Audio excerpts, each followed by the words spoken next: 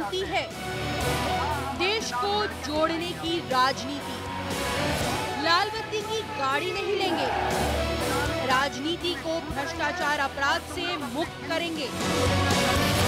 सपने दिखा रहे हैं केजरीवाल या फिर सब कुछ बदल जाएगा?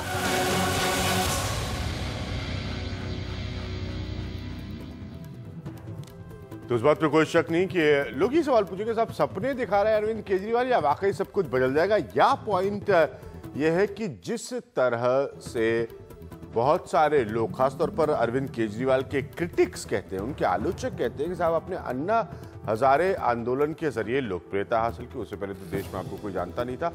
हालांकि अरविंद केजरीवाल को इस बात का हमेशा क्रेडिट मिलेगा कि देश में आरटीआई की मुहिम उन्होंने चलाई, लेकिन एक जनमानस के स्तर पर ज्यादा लोग उनको नहीं जानते थे। अब उसके बाद एक ऐसी सिचुएशन आई कि जानने के बाद ये दबाव आया कि आप लोग पॉलिटिकल सिस्टम को इतना गाली देते हैं, तो ये पॉलिटिकल सिस्टम से आपको प्रॉब्लम, आप खुद क्यों नहीं राजनीति में एंटर करते? फिर हुआ राजनीति में आने का फैसला, पार्टी बनाने का फैसला। उसके बाद एक उससे बड़ा घटनाक्रम हुआ मेरे हिसाब से, वो है अन्ना हजारे का ये कह देना कि जब भी आप अपनी पॉलिटिकल पार्टी बनाएंगे तो आपको मेरा पूरा आशीर्वाद है, लेकिन मैं आपके लिए कहीं कैंपेन करने नहीं जाऊंगा, ना ही आप मेरी तस्वीर का इस्तेमाल कर सकते हैं। इस सारे माहौल के बीच में आज गांधी जयंती के दिन 2 अक्टूबर को अरविंद केजरीवाल ने अपनी पार्टी को लॉन्च किया। लोगों के मन में सवाल वही है कि यह क्या वाकई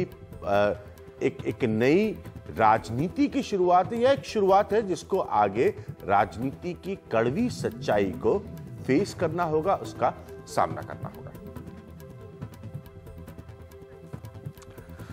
और इस वक्त मेरे साथ बात करेंगे खुद अरविंद केजरीवाल साहब मौजूद है। उसके बाद हम अपनी आज के डिस्कशन, आज की चर्चा पर आगे बढ़ेंगे। अरविंद, पॉइंट बड़ा सीधा सा है, यही सवाल मैं बहुत वक्त से आपसे पूछना चाहता था कि लोग आप पर चार्ज ये लगाते हैं कि आपने अपनी लोकप्रियता, अपनी पॉपुलैरिटी हासिल की अन्ना हजारे के कंधों पर खड़े होकर, उस आंदोलन से जुड़कर, और आखिरकार जिस आंदोलन के बाद अन्ना हजारे आपसे नहीं जुड़ना चाहते, उस लोकप्रियता को इनकैश करके, यूटिलाइज करके आप एक पॉलिटिकल पार्टी बना रहे हैं। उस लोकप्रियता का इस्तेमाल करके नहीं, उससे निकले गुस्से को चैनलाइज हो रहा है वो गुस्सा।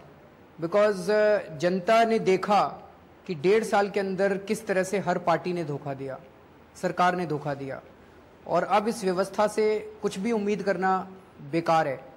और दूसरी तरफ पूरा देश का हाल ऐसा हो गया है कि इतनी ज्यादा महंगाई हो गई है, जनता का जीना हराम हो गया है और सब कुछ बिक रहा है। कोयले की खदानें बेच दी इन्होंने, इरिगेशन डैम बने नहीं है और किसान आत्महत्या कर रहे हैं। तो देश के अंदर जो एक गुस्सा पैदा हो गया है, वही गुस्सा जो है वो इस पॉलिटिकल पार्टी का रूप धारण कर रहा है।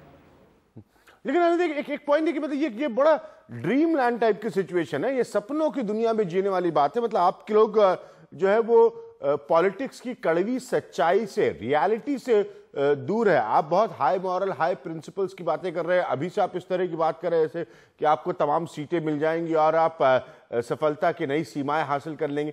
ये बड़े ड्रीम लैंड सी सिचुएशन नजर आ रही है। कोई सपनों की दुनिया में जी रहे हैं आप लोग।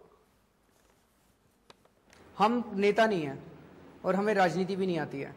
हम तो वही बोलते हैं जो हमारा दिल कहता है, और हम वही बोलते हैं जो आम आदमी की भाषा है। तो अगर ये ड्रीमलैंड है तो हाँ, हम लोगों ने ऐसे भारत का सपना देखा है, और ये भारत का सपना हमने अकेले नहीं देखा है, ये पूरा देश देख रहा है। सारा देश इस तरह की राजनीति चाहता है, क्योंकि बहुत कंसल्टेशन करने के बाद पहला ये ड्राफ्ट डॉक्यूमेंट बनाए, और अभी हम इस पे और कंसल्टेशन करेंगे। आप भी अपनी कुछ सुझाव भेजिएगा जो जो आपको इसमें इम्प्रैक्टिकल नजर आ रहे हैं। लेकिन जनता तंग आ चुकी है। अब जनता क्या करे? अगर हम कहते हैं भ्रष्टाचार दूर करो तो लोगों को लगता है ये तो सपना है। अगर हम कहते हैं महंगाई बहुत ज्यादा हो गई है, हमसे बर्दाश्त ही नहीं हो रहा है। वो एक रिक्शा वाले की मैंने कहानी सुनाई थी आज। वो रिक्शा वाला 6,000 रुपए कमाता है महीने के, 3,000 रुपए बिजली का बिल आ गया, 1,500 रुपए पानी का बिल आ गया, और बाकी 1,500 रुपए में 2 गैस के सिलेंडर आएंगे। अब वो कैसे अपना परिवार चलाए? उसको जवाब चाहिए। लेकिन जो आप लोग जो एजेंडे की बात कर रहे हैं, आपका जो विजन डॉक्यूमेंट है, ये इसमें जो पॉलिसीज की आप बात कर रहे हैं ये बहुत अजीब सा नजर आता है इस लिहाज से कि हाँ इस पर लेफ्ट की सियासत का काफी असर नजर आता है मुझे, मतलब मेरे हिसाब से, मेरे अपने आकलन से। लेकिन आप जो नए आर्थिक हालात है क्या उनको वाकई एड्रेस करने की कोशिश कर रहे हैं? आप सब्सिडी को पर आप अपनी ओपिनियन को देखिए, आप फॉरेन कंपनीज जो इन्वेस्टमेंट का जरिया होता है उसके आप खिलाफ बात कर रहे हैं। बहुत सारे ऐसे मसले हैं जो नियो पॉलिटिकल रियलिटी जो है साथ में जिसमें इकोनॉमिक्स जुड़ी है, अर्थशास्त्र जुड़ा है, उससे बहुत दूर नजर आ रहा है। ये कहाँ लिखा है? ये कई सारी चीजें तो आप अपनी तरफ से बोल रहे हैं, कई सारी चीजें आप अपनी तरफ से बोल रहे हैं, इसमें डॉक्यूमेंट में नहीं लिखी हुई है। डिसेंट्रलाइजेशन ऑफ पॉलिटिकल पावर, हाँ हम मानते हैं बहुत ज्यादा डिसेंट्रलाइजेशन होने की जरूरत है, क्योंकि मेरे इलाके में हैंडपंप लगना चाहिए कि नहीं लगना चाहिए ये प्लानिंग कमीशन डिसाइड नहीं करना चाहिए, ये हमारे इलाके के लोग तय करेंगे। हमारे इलाके में कौशाम्बी में बजट जो आता है या किसी गांव में जो बजट आता है उससे सड़क ठीक होनी चाहिए कि सीवर पे खर्च होना चाहिए कि फुटपाथ ठीक होना चाहिए, हमारे इलाके की जनता तय करेगी। ये कोई म्यूनिसिपल कमिश्नर या डिप्टी कमिश्नर या कोई तय नहीं करेगा, नंबर 1। दूसरी बात कि जो कानून बनते हैं उसमें कई ऐसे कानून हैं, 30 से 40% ऐसे कानून होंगे जो कि जनता की मर्जी से बनने चाहिए। जनता की मर्जी कैसे ली जाएगी? वो ग्राम सभाएं, गांव के अंदर जो जनता की जनरल बॉडी होती है, मैं पंचायत की बात नहीं कर रहा, पंचायतें तो भ्रष्ट हो गई हैं, जनरल बॉडी जो जनता की होती है उसको ग्राम सभा कहते हैं। अर्बन एरियाज में भी ऐसे मोहल्ला सभा बनाने की जरूरत है। तो दुनिया भर में कई मॉडल अवेलेबल हैं। इनफैक्ट मैं आपकी जानकारी के लिए बता दूं कि पूरी दुनिया में जितने डेमोक्रेटिक कंट्रीज हैं सबके अंदर रेफरेंडम और इनिशिएटिव्स हैं, मतलब जनता खुद कानून बना सकती है सीधे सीधे उन देशों के अंदर, केवल संसद कानून नहीं बनाती है। केवल 5 देश ऐसे हैं जहां पे ये व्यवस्था नहीं है और भारत उनमें से एक अनफॉर्चुनेट कंट्री है। तो भारत के अंदर क्यों नहीं होना चाहिए? दूसरा, आपने कहा कि हम वो सब्सिडी दीजिए, हमने तो सब्सिडी की बात ही नहीं की। हमने तो ये लिखा हुआ है कि आपने 5 लाख करोड़ रुपए के पर एनम के कंपनीज को टैक्स के वेवर दे दिए। हम कहते हैं भाई पेट्रोल और डीजल के ऊपर टैक्स का वेवर दे दो, सब्सिडी की बात नहीं कर रहे, टैक्स के वेवर की बात कर रहे हैं। तो टैक्स का वेवर बड़ी बड़ी रिलायंस और टाटा को टैक्स का वेवर मिलना चाहिए कि देश की जनता को पेट्रोल और डीजल के ऊपर टैक्स का वेवर मिलना चाहिए? ये तो जनता ही तय करेगी, ये कोई फाइनेंस मिनिस्टर को तय नहीं करना चाहिए। फाइनेंस मिनिस्टर तो पैसे लेके कर देता है।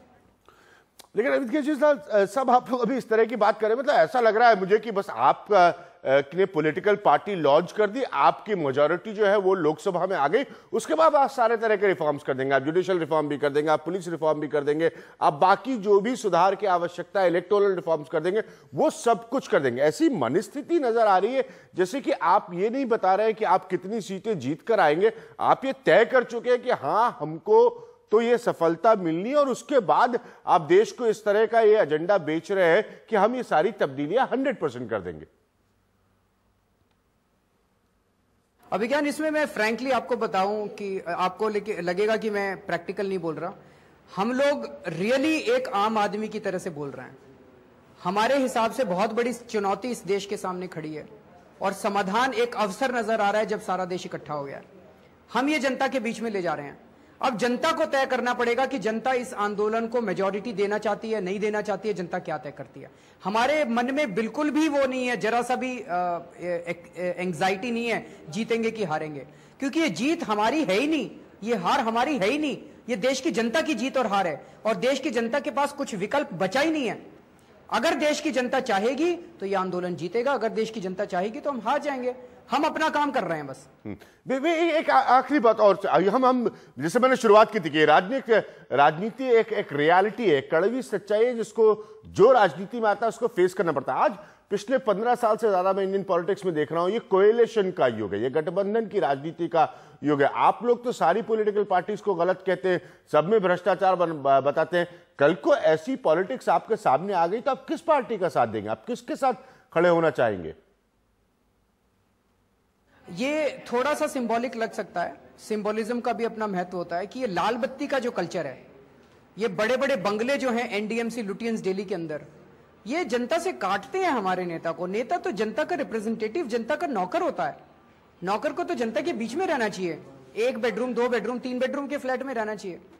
स्वीडन के अंदर वहां का प्राइम मिनिस्टर बस में जाता है और हमारे देश का प्रधानमंत्री जो है उसके 10 गाड़ी आगे होती है और 10 गाड़ी पीछे होती है और सारा ट्रैफिक बंद कर दिया जाता है। हम तो गरीब देश हैं, हमारे गरीब देश के नेता बहुत अमीर हैं। स्वीडन इतना बड़ा यूरोपियन कंट्री है, इतना अमीर देश है, वहां का प्रधानमंत्री बस के अंदर जाता है। तो थे अरविंद केजरीवाल साहब जो अपने ड्रीमलैंड की पॉलिटिक्स से जुड़े सवालों का जवाब दे रहे थे। उनका एक मानना है कि ठीक है, ये उनका एक ड्रीमलैंड है, वो उसी में जीना चाहते हैं और वही सपना वो भारत को बनाने का देख रहे हैं। India's #1 news app just got even better. Download NDTV's new app. Fully optimized for retina display. Full screen view. Faster response time. And Sudoku. NDTV's new iPad app. Download now.